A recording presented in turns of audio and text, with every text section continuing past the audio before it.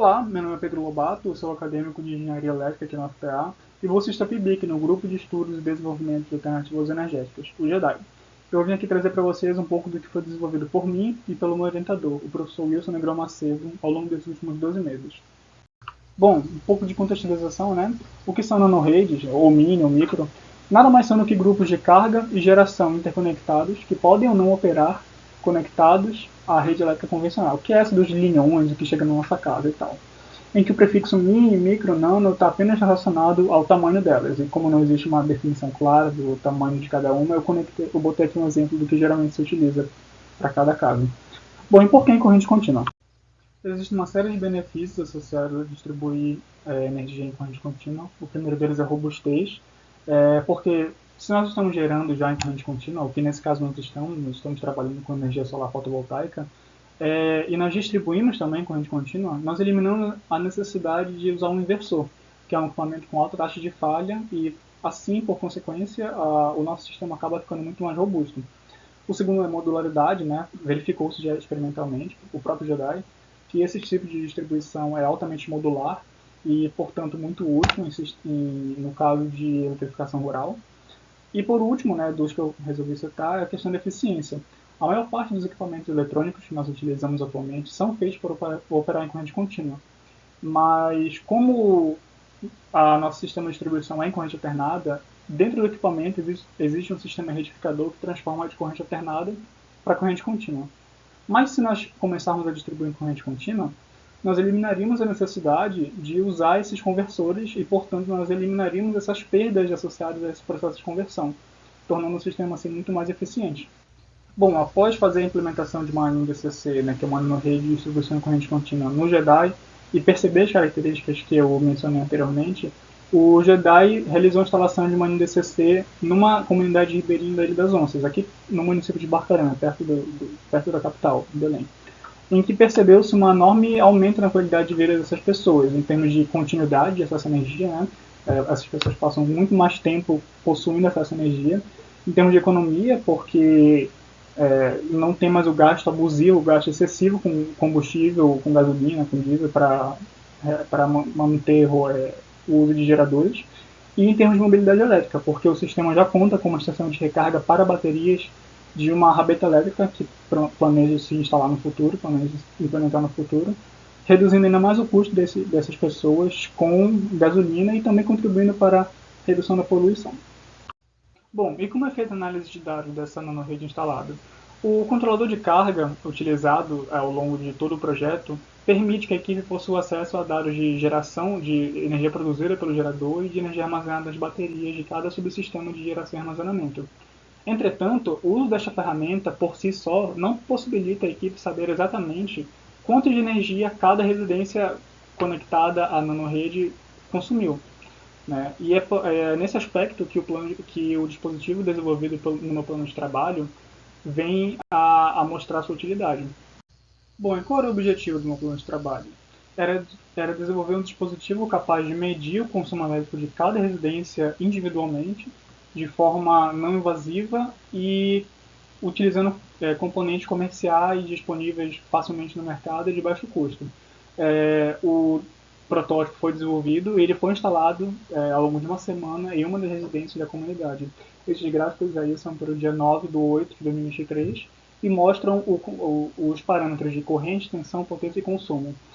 Não dá para ver muito bem, mas o consumo desta residência nesse dia foi 2,407 kWh, o que mostra a capacidade do dispositivo desenvolvido de aferir o consumo de cada uma das residências individualmente. Bom, falando agora sobre os componentes utilizados no medidor.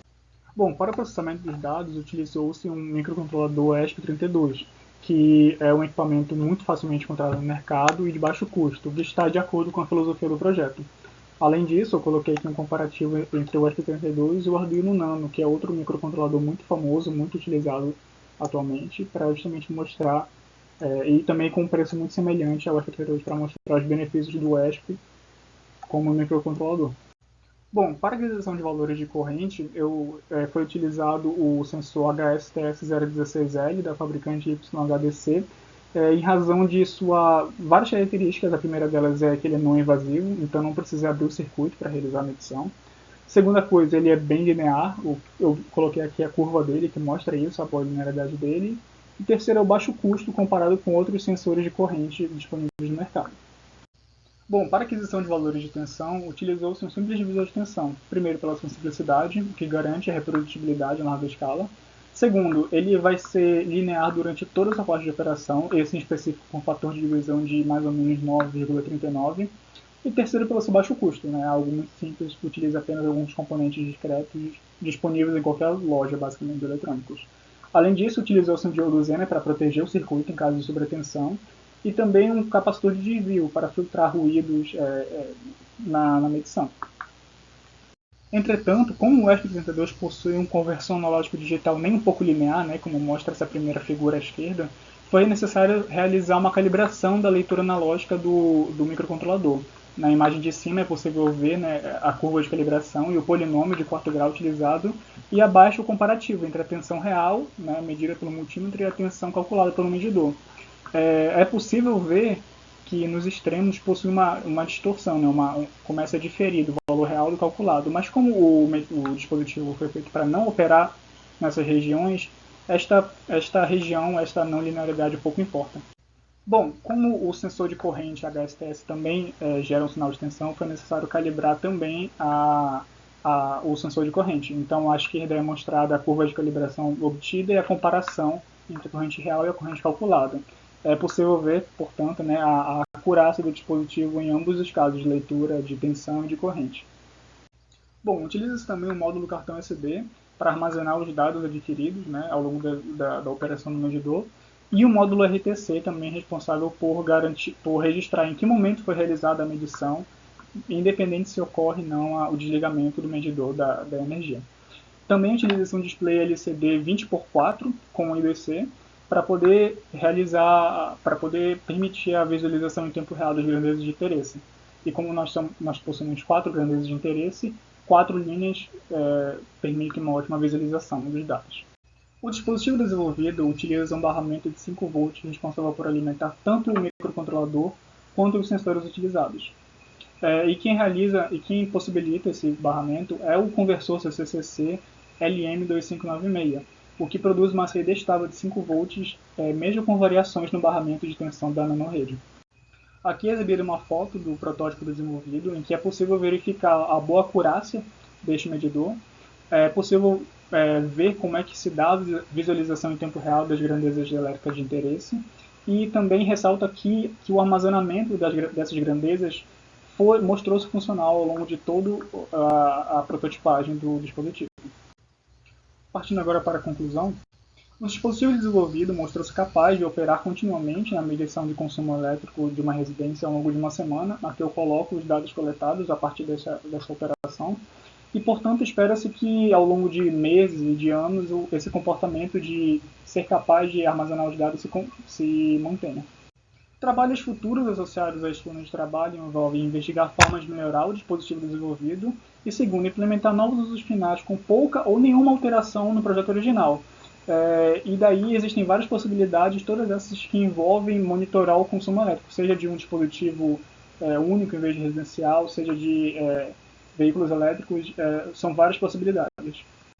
Bom, com o desenvolvimento deste plano de trabalho, espera-se melhorar o atendimento à comunidade, o que está de acordo com o princípio de desenvolvimento sustentável aplicado à eletrificação rural, e também ressalta-se que o dispositivo, por ser de baixo custo e fácil reprodutibilidade, ele também é possível de se aplicar em outras localidades que fazem uso do paradigma de nanorede de distribuição em corrente contínua.